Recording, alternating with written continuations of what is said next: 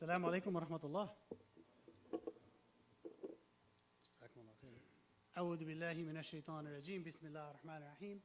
الحمد لله رب العالمين والصلاة والسلام على سيدنا محمد وعلى آله وصحبه أجمعين.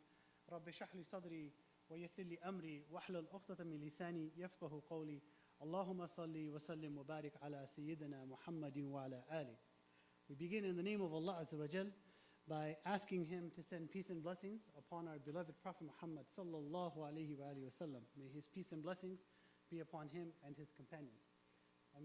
It's really wonderful, mashallah, to be here at Adams Ashburn for this really, what I hope is going to be a very beneficial and actually a very fun and exciting set of courses and modules that Qurtuba Institute has put together here. So I'm excited on going on this journey with all of you.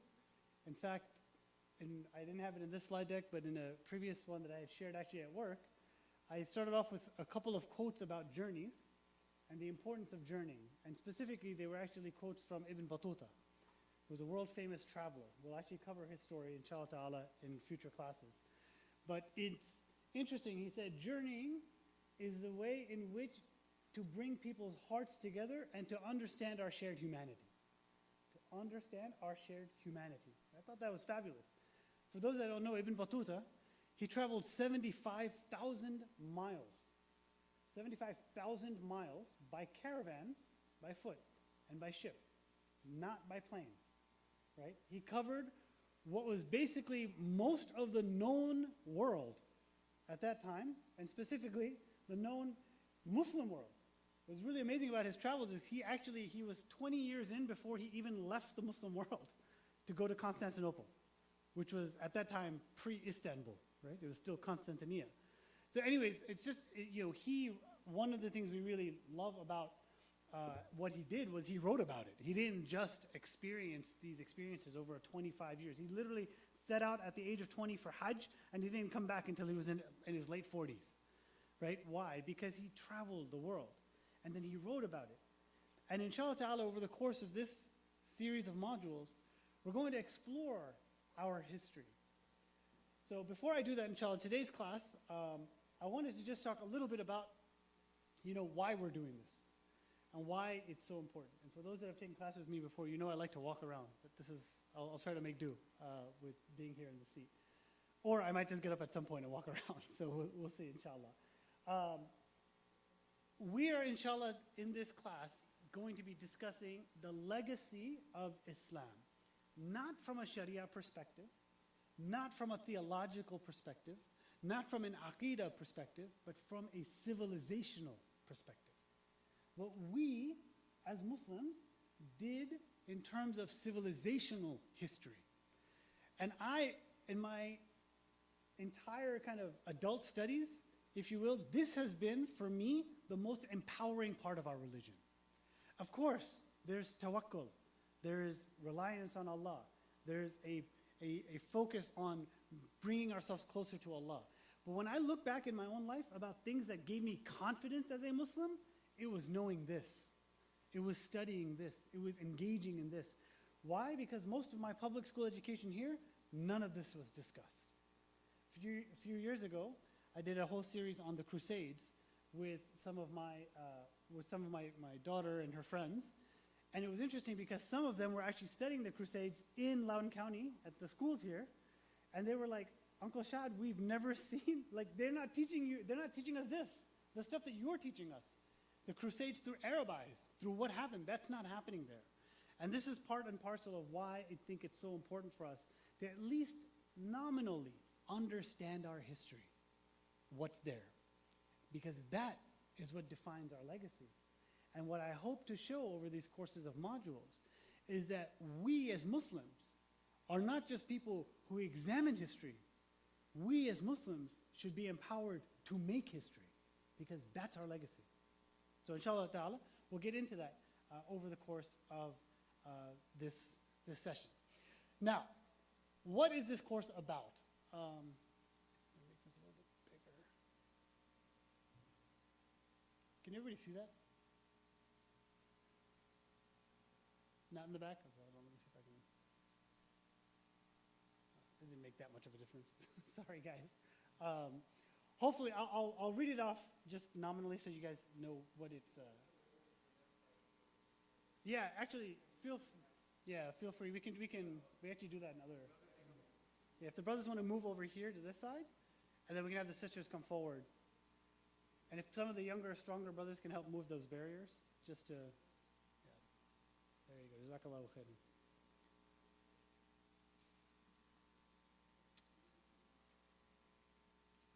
Okay, so let's discuss for a moment, inshallah ta'ala, what this course is about, right? It's a lot of words. We don't have to go into all of those words there, right? But essentially, the point is this, is that Islam at one point, unbeknownst to many of us today, it was the peak and pinnacle of civilization. This is admitted to not by Muslim scholars alone, but now by many, many modern scholars who have looked back and studied. Right? During what we study in school as the medieval Dark Ages was the enlightened age for much of the Muslim civilization. And so we'll start off this course, and as you'll see, inshallah, in different modules, it'll discuss different parts of the world and how we should approach Islamic history in those parts of the world.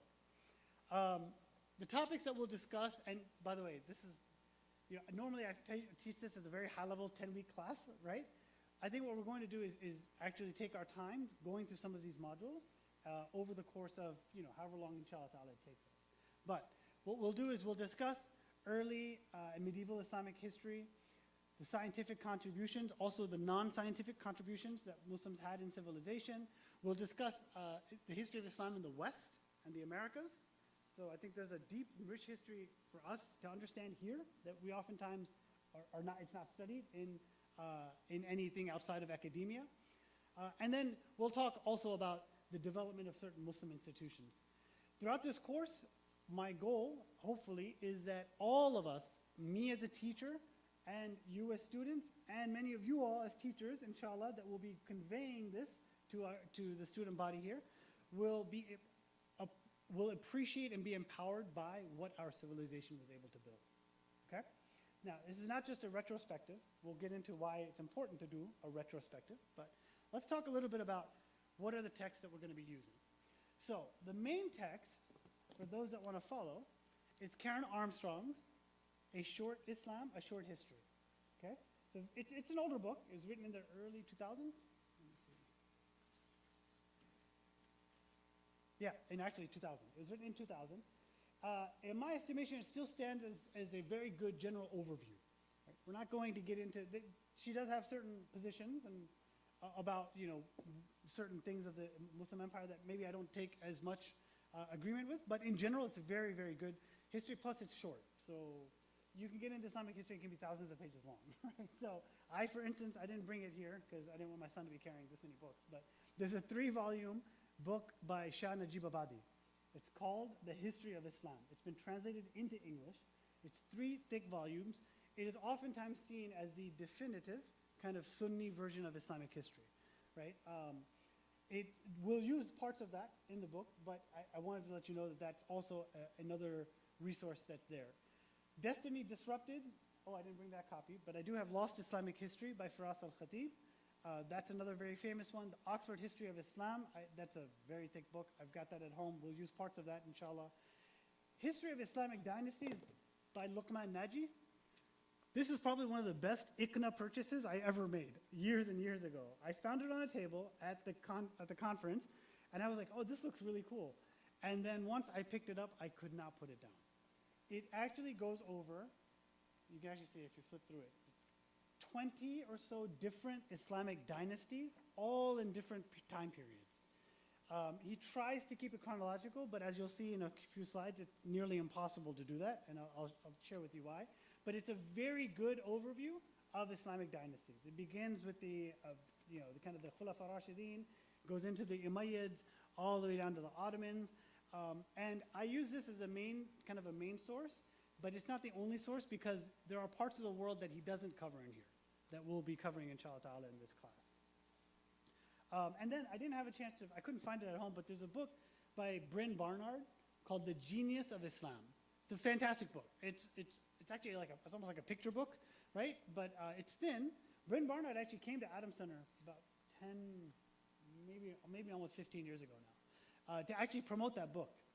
I highly recommend it if it's still available online. He actually told me personally, he's like, I have enough material here to create a Genius of Islam Part 2.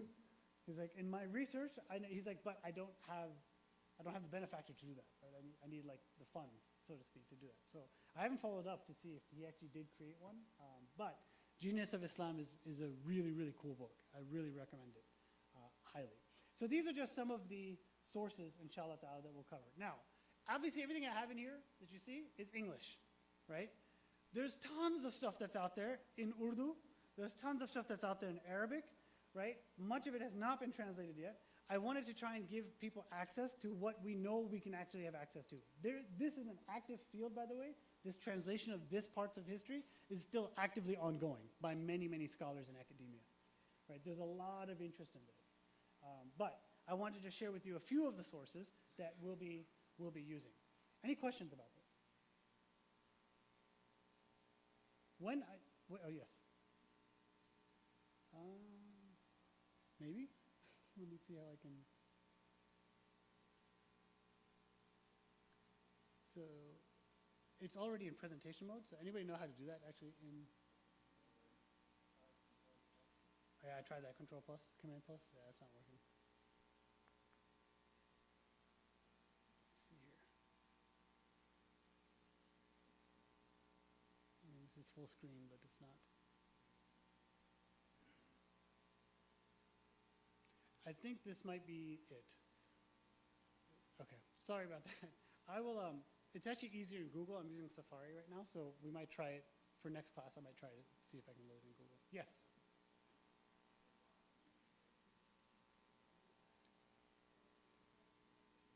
It's a good idea. Yeah, that's a good idea. Maybe I'll talk to the administrators and see if there's a way. Yeah, that's true. No, okay, that's a good idea. This was, by the way, the material for this class. So Adams Center, I put this material together about 10 years ago when we started off our certificate program. So as part of that certificate program, I have actually all the materials for this. It's been updated over time. So the last time this was taught was actually, I think, 6 or 7 months ago. So there's some updated materials that we'll be discussing, inshallah. Oh, this one right here, Lost Islamic History.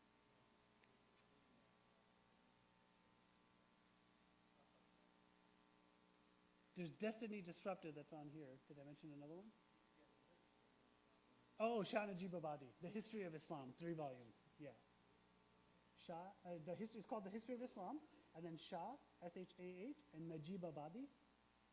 Yeah, Najib Abadi. Okay, so why should we study history? I wanted to just set this context because it's very important for us. Islamic studies, history studies, from our perspective, is not just for information. There's a lot of really cool information, don't get me wrong, right? And we'll be going over that, inshallah. But that's not the purpose. Allah subhanahu wa ta'ala tells us the purpose. He tells us in the Quran, Bismillah ar-Rahman ar-Rahim, لَقَدْ كَانَ فِي قَصَصِهِمْ عِبْرَةٌ لِأُولِي الْأَلْبَابِ مَا كَانَ حَدِيثًا يفترى ولكن تصديق الذي بين يديه وتفصيل كل شيء وهدى ورحمة لقوم يؤمنون. In their histories, there is certainly a lesson for people of understanding. It is not a narrative which could be forged, but a verification of what is before it and a distinct explanation of all things and a guide and mercy to people who believe. Allah subhanahu wa ta'ala tells us the purpose of this history is lessons. That's why we're doing this, guys. We are studying this in order to understand what has worked, what has not worked, and what we can build off of, right? That's what lessons do for us. So I want to approach this course not just as an informational one, but as a devotional one. In other words, we as Muslims should be better Muslims in our practice, in our faith, in our understanding after courses like this. So it's really to try and make it more devotional, not just kind of, oh, hey, it's good information, and that's great that I know this, and now I can tell my colleague or co-worker who doesn't know anything about Islam, like, oh, look at all the stuff Muslims did. right? You can do that, we can do that, but that shouldn't be the main purpose for studying.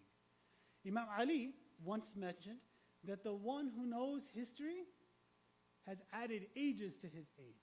What does he mean by that? What does it mean that he's added ages to his age? Anyone want to take a stab? The wisdom that comes with it, right? You could literally, a 10-year-old who understands and knows history can use that history as insights as if they were 30 or 40. They've lived those experiences. They understand, oh yeah, so-and-so did this. This has happened before. You can add ages to your age. You can become wiser than your years when you study history properly. That's what he was referring to here. One of my teachers, Dr. Sherman Abdul Hakim Jackson, he says any intelligent person can learn from his or her own mistakes, but a wise person learns from other people's mistakes. They're not going to go and do it themselves. They're not going to, anybody can just say, hey, I made that mistake in my life, and that's why I'm telling you shouldn't do this. What's even smarter is not to make the mistake in the first place, because you know there are others that have suffered because of that. Or there's others that have done things that we can double down on, right? So this is part and parcel of why we are studying history together, right? It's to gain those lessons, to understand how to live as better Muslims, and to take from the previous scholarship when it comes to history, and hopefully, as I mentioned, be able to contribute back into it. Everybody follow? Okay. How are we going to do this? There's a couple of principles I want to lay out. This is probably my wordiest slide, so I apologize for that. Number one, as I mentioned, history is not just about events, but about the lessons to be learned through the events, right? So we talked about Ibrah. Number two, there's a difference between the text of a religion and the application of that religion, or of that text, right? Text is complete. Nobody argues about the Quran, or shouldn't, I should say, right? When we're talking about Islamic, when we're talking about these scholars, they all take the Quran as its source. The application of how it applies, how certain rulings apply, and what happens, that's what civilization gives you. How Islam was implemented in certain areas, right? That may change from time to time. We see that, by the way, here in America, we see that in the way we pray. There are people that pray with their hands by their side. There are people that pray like this. There are people that pray with their hands in different places. All of that is valid according to the Sunnah of the Prophet ﷺ. All of it, right? But there's an application that changed, perhaps because of either where the person is from, where they grew up, where their understanding is, all of that. So it's important for us to understand there's a difference between the text and the context, right? There's the text, which is immutable, unchangeable, but the application of it is prone to human error. And we'll examine some of that, especially as we go through some of some of the characters, let's just say, in Islamic history. Also, I want to put it out there. The third bullet is very, very, very important. Islam may be perfect. Muslims are not. Okay? There's a good portion of our history where just because you are the Khalifa of Islam does not mean you are getting up for Fajr prayer. I want to be very clear with that. In fact, more often than not, we're actually not sure about the religiosity of the caliphs. And not just the caliphs, but the rulers themselves. A political person in charge, whether it's a general or a politician or whoever it is, does not necessarily automatically translate into piety. What I find fascinating about Islamic studies and history is that even though the politics was a mess, a hot mess at the top levels, what Islamic civilization produced was incredible. Right? And that's what we'll, inshallah ta'ala, go over. So I just want to be clear. Islam, complete. Muslims, not so much. Right? And by the way, I'm not even talking about the non-Muslims. I'm talking specifically about the people who identified themselves as Muslims, as such. Right? There's obviously the whole slew of non-Muslims that were working against Islam.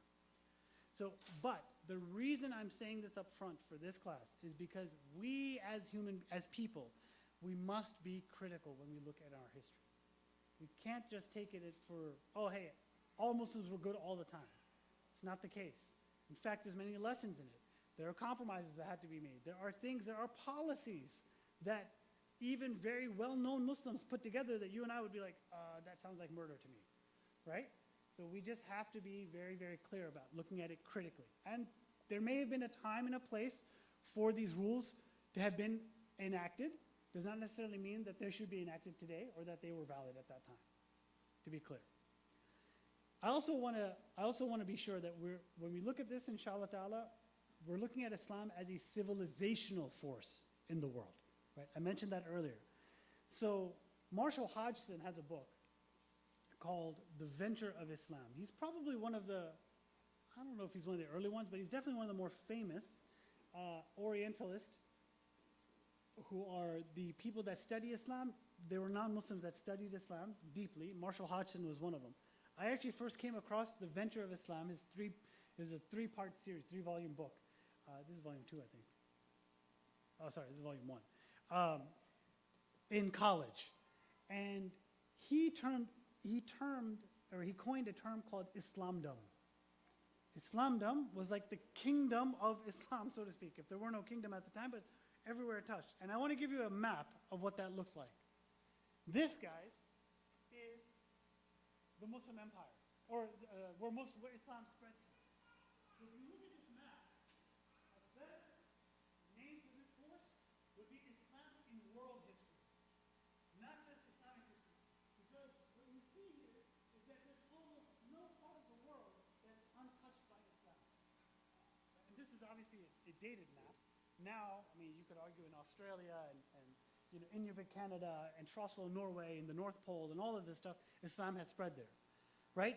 But I wanted to just give you a quick snapshot. During the time of the Abbasids, you had all these other empires, but Islam was playing a role in everywhere here.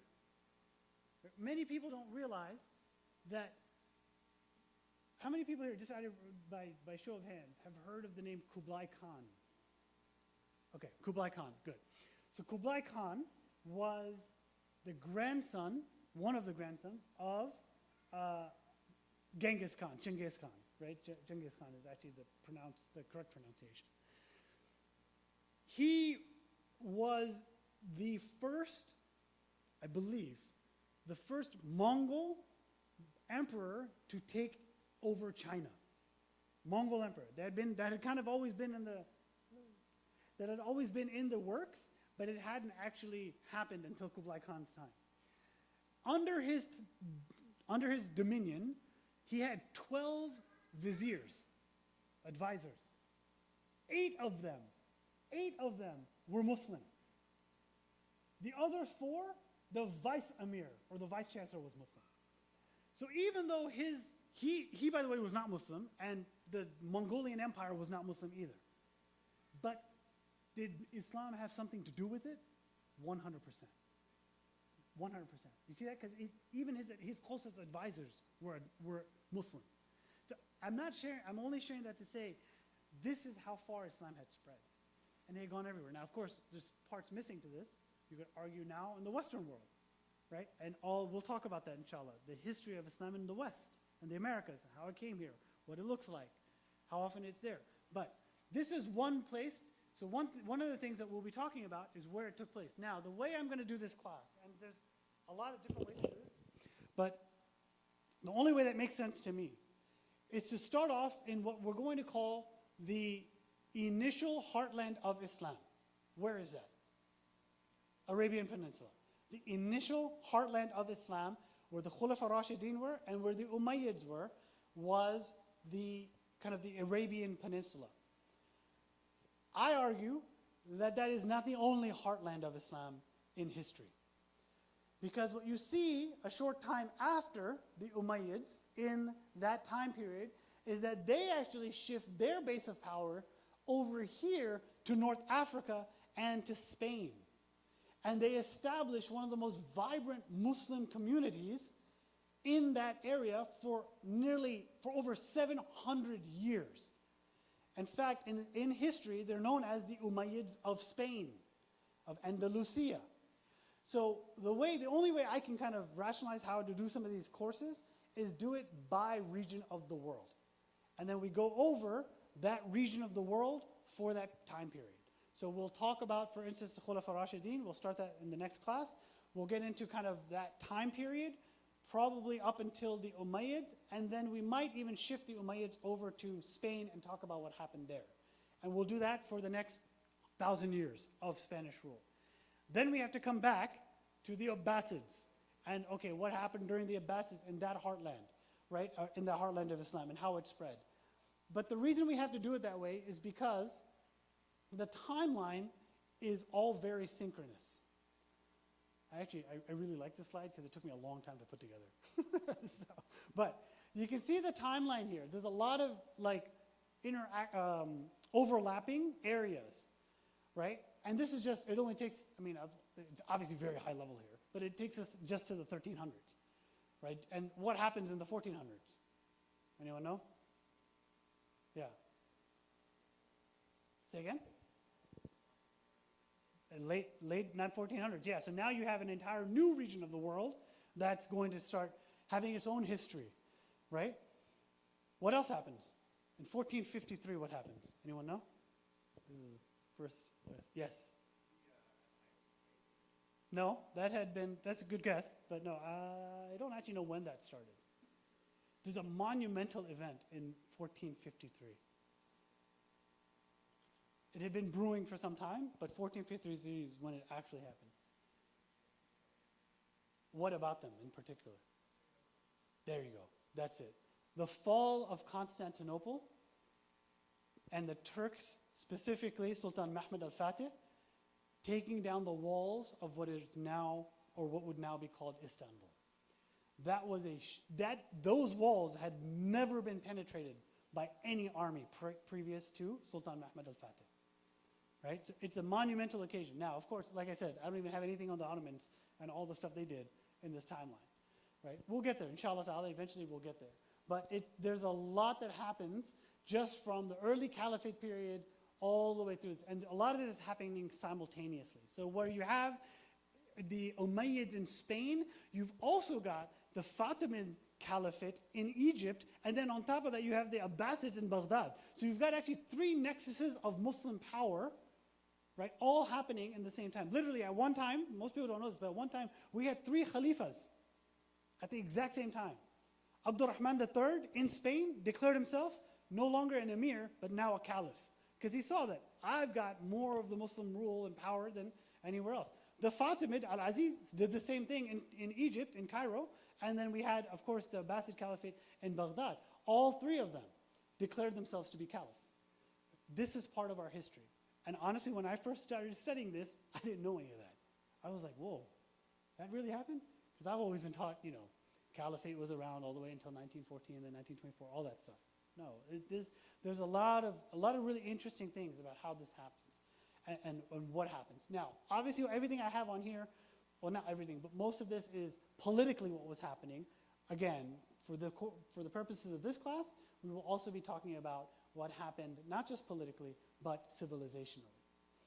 And its impact, by the way, guys, is vast. We see this in all parts of, again, I would say the Muslim world, but even the non-Muslim world, right? So you have the architecture, which is, we really perfected certain things when it came to the architecture, right? And you'll see that over and over again. There are things that we still, the Taj Mahal is still considered one of the 7 wonders of the world. Right? They're still not really sure how it was built, right? Just that it was, right?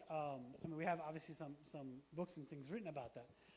But the architecture was unique, and it spread all, from Mali, which is where you see that this is the Grand Mosque of Timbuktu up at the top, to Turkey, right below it, that's the Blue Mosque, right? Then to China, those 2 pictures are actually ones that I took when we were in Beijing, right? So that's a masjid in China. And then, anyone know where that is? The first picture? Yeah? Cordoba, yeah. So, right? And the Lucia. Again, great nexus of power for Muslims, politically, civilizationally, and culturally. And we'll talk about that, inshallah. But this is the kind of impact. And then, of course, we had impact here in terms of how far it spread. What I didn't have on that previous slide was all of this. Anybody know who that is? The first person on the left? This one right here? Huh? Say again? Frederick Douglass. No, it looks like him though, right? I thought it was him too. I was like, oh, was he one of ours? I didn't know. It's not him. No, not the Russian poet.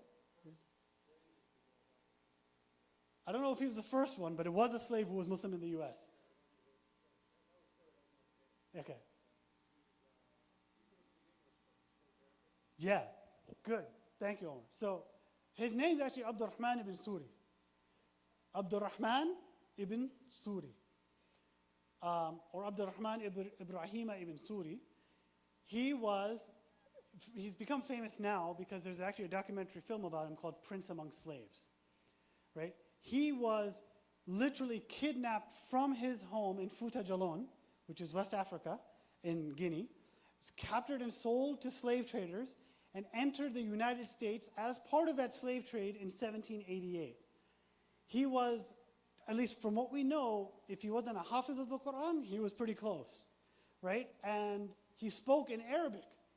And very quickly, he was very well versed with a lot. His plantation owner noticed that he kept calling himself the prince, or people kept calling him prince. And he realized this is somebody of royal blood.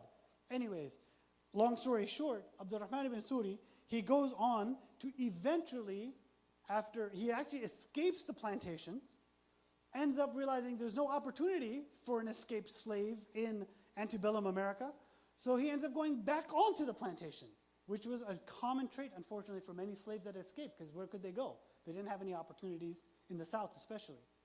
Right? He comes back onto the plantation, ends up garnering the respect of many of the slaves there, even the slave owner, who starts referring to him as prince.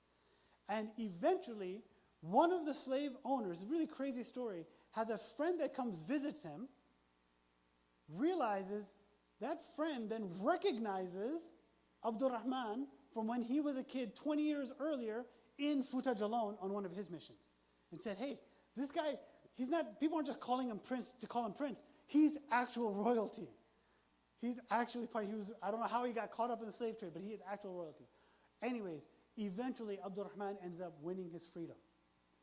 He gets a letter from the president, gets on a ship, and gets his sole wish at the end of his kind of journey was to get back home. And subhanAllah, he ends up making it all the way to Liberia. Just a few weeks shy of his actual home, he passes away. Right? His story is atypical. It's typical in terms of the slave, the slave, the transatlantic slavery. It's atypical in terms of the fact that he actually won his freedom and almost managed to get back and even meet the king of Morocco and things like that at that time. So that's the first, right? I hope everybody knows who this is.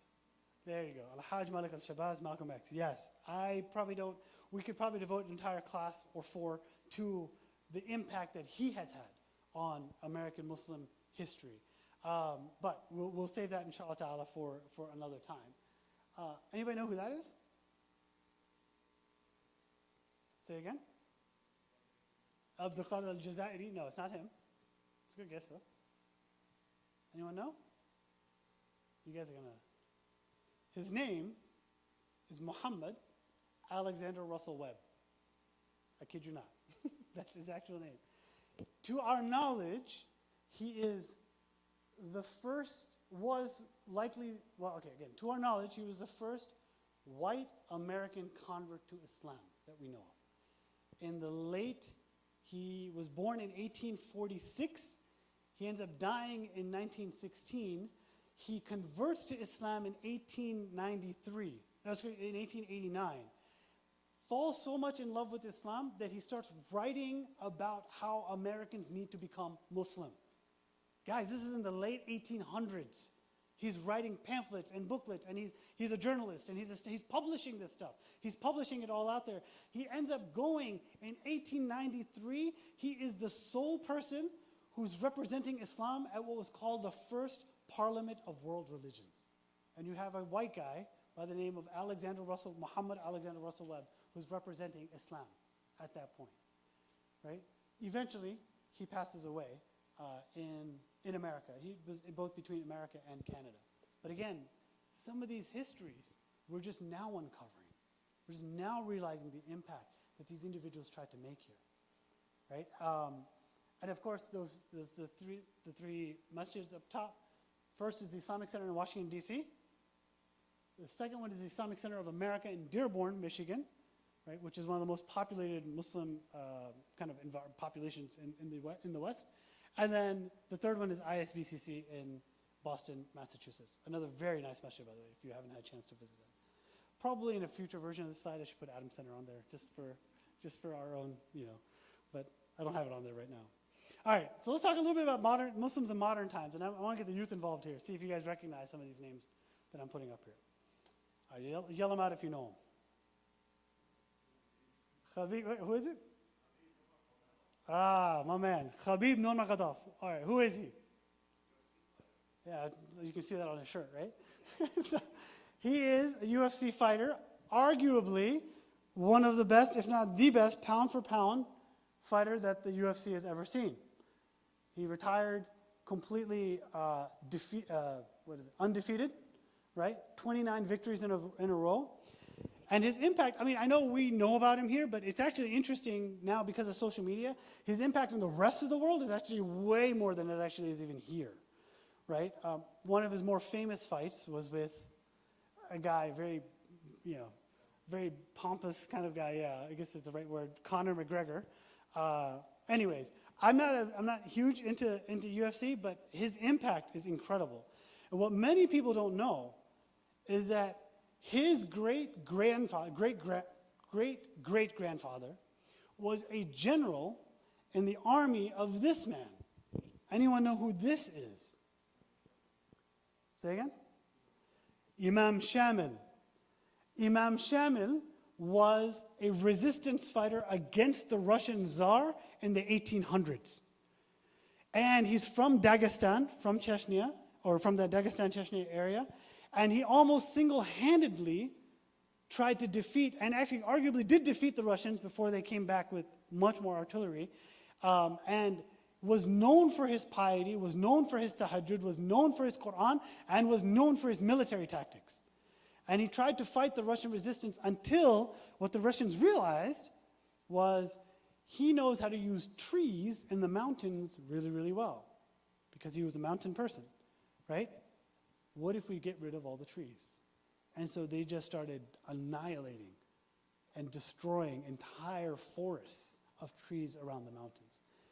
He lost his tactical advantage. Eventually is captured by the Russian Tsar.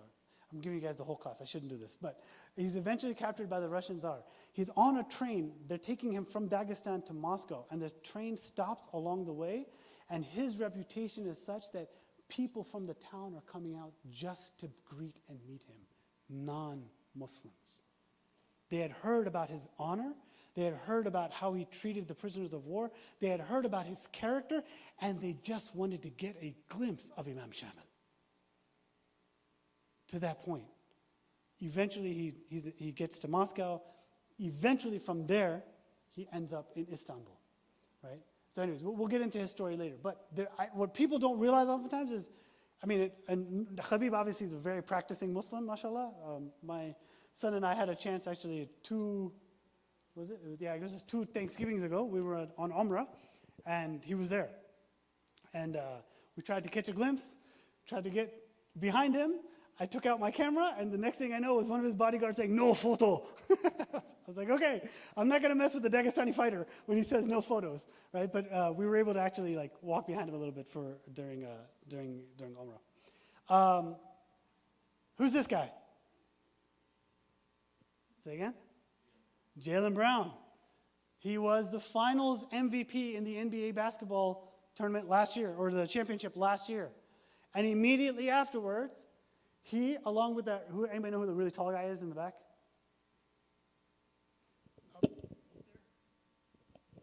It's Taco Fall. He's actually also a Muslim. Both of them played in Jaylen still plays in the NBA, but Taco used to play in the NBA.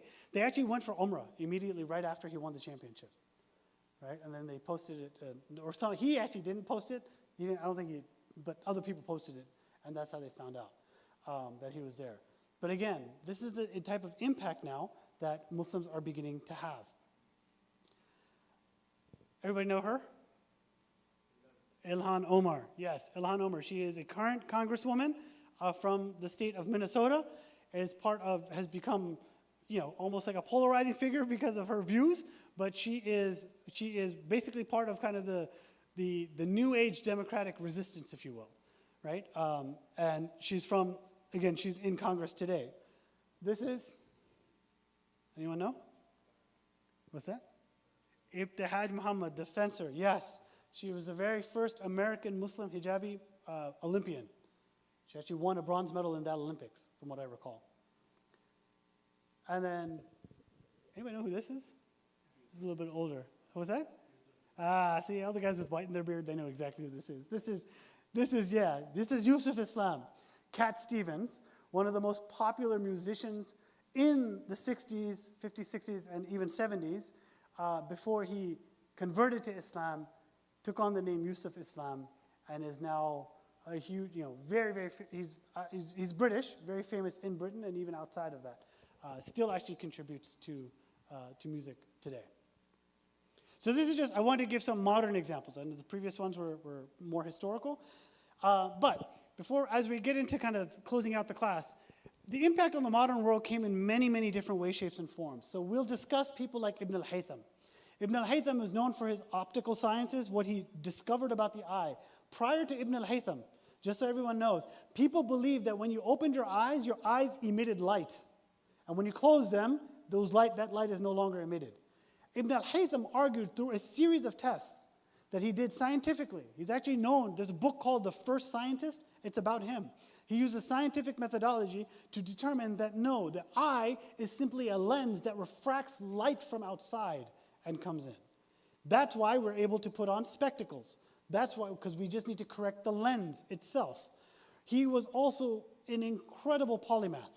Many of the people we'll talk about, inshallah, in this course, they were not just well-versed in one field, but in many fields, right?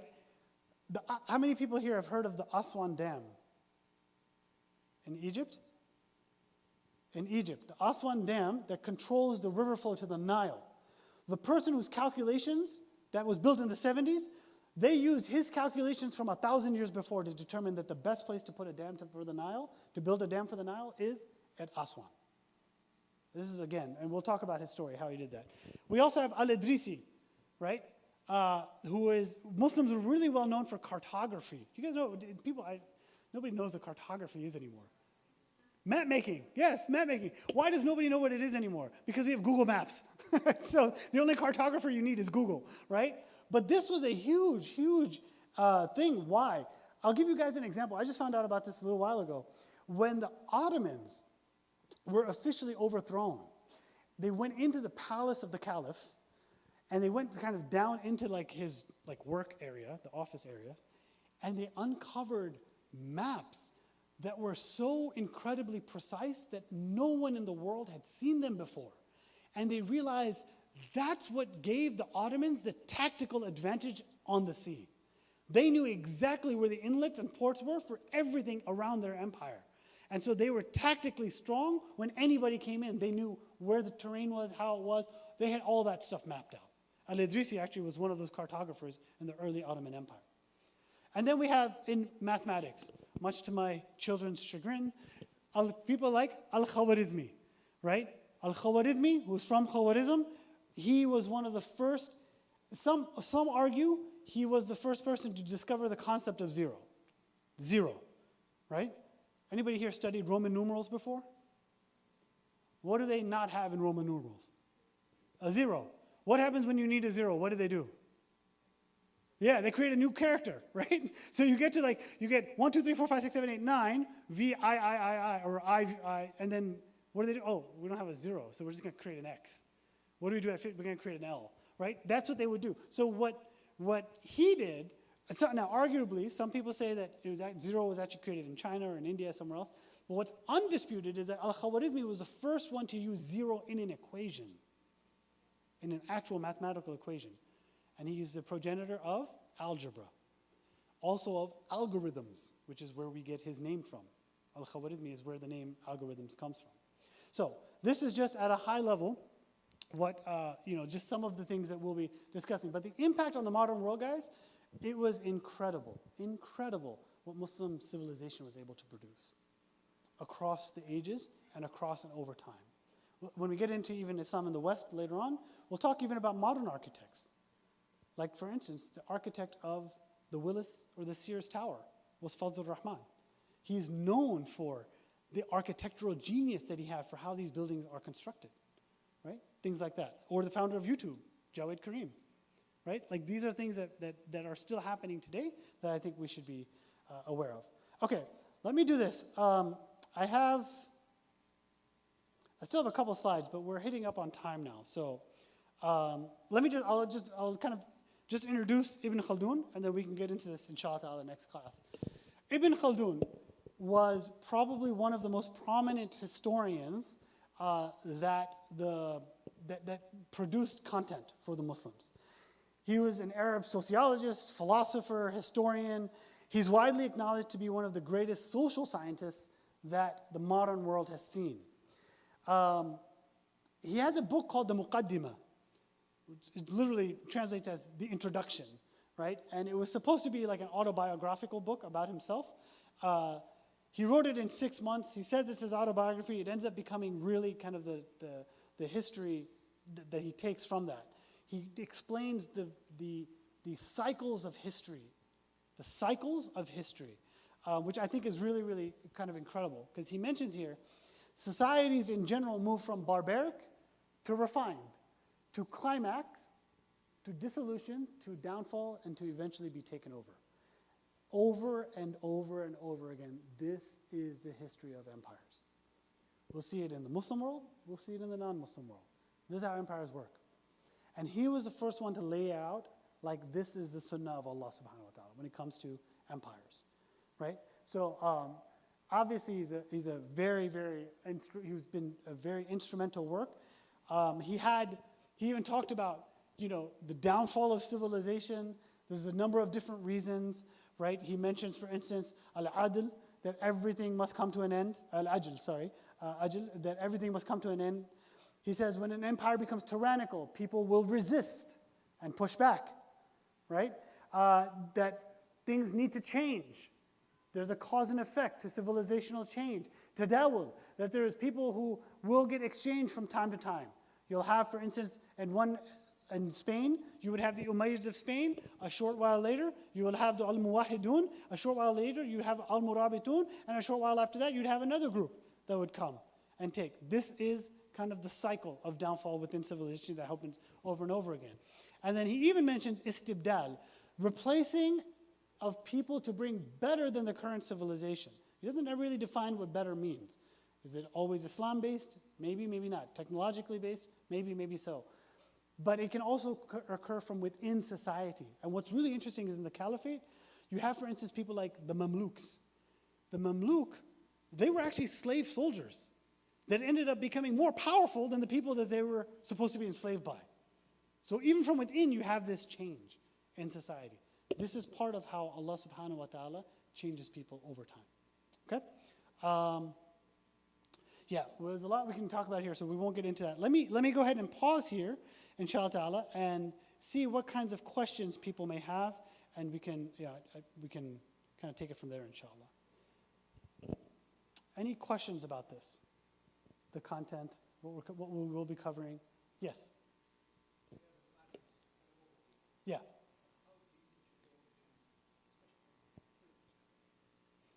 Okay, good question. How deep do we go into from a critical standpoint? So there's about 1,400 years of Islamic history, right? So there's a lot of moving parts. My goal is to get people interested enough to be able to do their own research. So I won't go into too much. I'll ask questions to see, hey, these are the things we should be thinking about. Again, in the context of learning lessons, of what we can take from them, of how we can relate it to our own situations here. But there's just too many nuances to go very deep into all these areas. Yeah. Yes. Yes. Yes.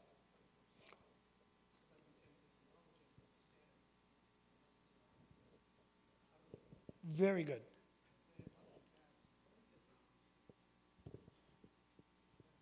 Yeah. So brother brings up a very good point. He's like, I would argue that there's pivotal moments in history that I think is really important for us to know. By and large, we will try and cover most of that in class. So we'll know what those pivotal moments are. Like I mentioned, 1453, everybody should know what happened in that year, because it was a pivotal moment, not just for Muslims, but actually for the rest of the world too, right? And even the Battle of Manzikert that happened in the 1000s, that's a pivotal moment for Muslims, right? Or excuse me, for the world, because of what transpires after that. So we'll try and highlight some of that during the course, and then what lessons can we gain from those pivotal moments. Okay? Reem? Oh, that's a good question. Which dynasties will we not cover? There's a lot of sub-dynasties. So what I'm going to try and do is cover the major groupings of the dynasties, but in each of those, there's smaller polities that we probably won't cover, all just have grouped all together and say, okay, all of these little kingdoms here were actually part of this quote-unquote dynasty, just for brevity's sake. But you could get into individual rulers even within those dynasties if you wanted to. Sisters, somebody had a question here. Yes? Yeah. Good question. Yeah, so apparently it is being live streamed, which I just found out about, which I didn't know. So that's good. Alhamdulillah, we're up in our game here, which is great. So I will try and let me talk to the administration and see. I also know that for myself, I've got some travel coming up, and so that will be the case. For instance, I know everybody's really excited, but next weekend actually it's ICNA, and there's a bunch of stuff going on, so we will not be having this class next week. So inshallah ta'ala, the following week, we will start back up in earnest. Yeah. Perfect.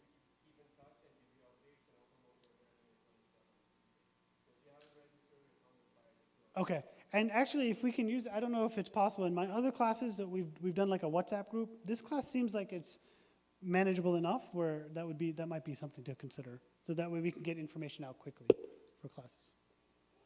Other questions? Yes, Shamim.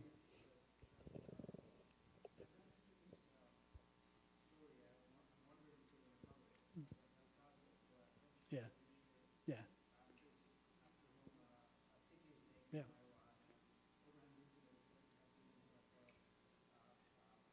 Pistols, yep. Yeah. 100. Yeah, we'll cover him. So inshallah, I actually just recently read, so the brother was asking about a man by the name of Amir Abdul Qadir al-Jazairi, who is a freedom fighter against the French from Algeria, hence the name al-Jazairi. He lived at the same time as Imam Shamil. And in fact, although they're not sure if they ever actually physically met, they exchanged letters and they wrote about each other because they were so similar in the resistance movement. He has a book there's a book about him that was released a few years ago called Commander of the Faithful. My hope is to take the contents of that book and actually design a class both about Imam Shamil, Sabers of Paradise, that's his book, and then Commander of the Faithful about Abdul Qadir al-Jazairi. But yes, Jazakallah khair. Other questions? Yes, sister.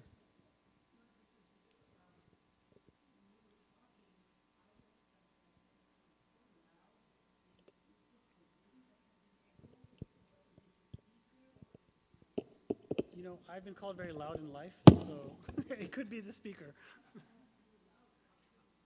Okay, that's good to know. So we'll, I don't know if the acoustics, on your it was okay? It's a balancing act. Yeah, we'll try. Just, if that happens again next time, let me know, and I'll try.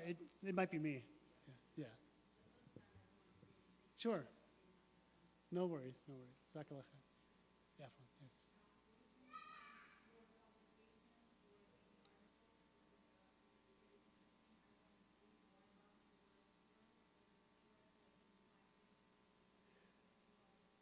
No, Jazakumullah khair. So I don't have any publications myself. I'm not that qualified, I guess you could say. But what I will do is I will reference publications throughout the course, inshallah. And then if we do have like a WhatsApp group or something set up, I'll send some materials via that. One thing I am hoping to do in future classes is, to the extent possible, we'll actually use some pages from this book. For those that want to get it, for instance, it might be helpful. Like for instance, the Khulafa Rashidun, I think that starts around page 41 to like 80. So when we go over, that time period in history, it'd be good just to have some context from here. But if there are any other things that I'd like to share, I'll make sure to share with the group, inshallah. One day, maybe, perhaps I'll have some public. Oh, there's another class starting? Okay. Okay, Jazakumullah khairan. I've been told there's another class starting, so I will go ahead and we'll end class here. I'll hang around for a little bit. If anybody wants to catch up, I'll find. But Jazakumullah khairan. May Allah subhanahu wa ta'ala give you the best in this world and the next world and protect us from the punishment of the fire. May Allah subhanahu wa ta'ala give us the ability to learn from our history and to be makers of history and to do that devotionally towards Him. Sallallahu ala Sayyidina Muhammad wa ala alihi wa sahbihi ajma'in. Jazakumullah khairan. Assalamu alaikum wa rahmatullah.